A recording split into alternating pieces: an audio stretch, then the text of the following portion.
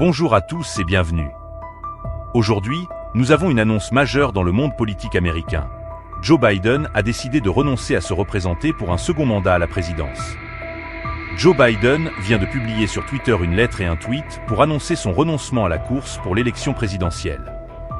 Voici la traduction de son tweet. Mes chers collègues démocrates, j'ai décidé de ne pas accepter cette nomination et de concentrer toutes mes énergies sur mes fonctions de président pour le reste de mon mandat. Ma toute première décision en tant que candidat du parti en 2020 a été de choisir Kamala Harris comme vice-présidente. Et c'est la meilleure décision que j'ai prise.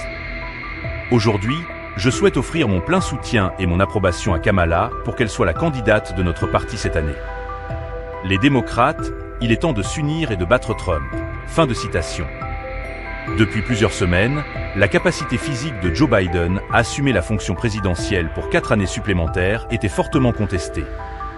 Les préoccupations sur son état de santé et son énergie ont été largement discutées dans les médias et parmi les citoyens américains. La différence entre Joe Biden et Donald Trump était particulièrement visible lors de leur dernier duel télévisé.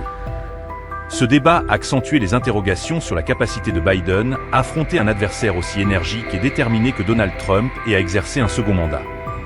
Suite à l'attentat dont il a été victime, Donald Trump a connu une grande vague d'engouement dans le public. Cette vague de soutien populaire a encore plus fragilisé la position de Joe Biden. Maintenant que Joe Biden a annoncé sa décision de ne pas se représenter, la grande question est de savoir qui prendra la relève pour les démocrates. Joe Biden souhaite clairement que la vice-présidente Kamala Harris reprenne le flambeau. Elle présente le double avantage d'incarner l'inclusion et la diversité, ce qui devrait lui permettre d'attirer les électeurs progressistes et les adeptes de ses valeurs. Il est clair que les prochains mois seront cruciaux pour déterminer l'avenir politique des États-Unis, alors que Joe Biden se retire de la course.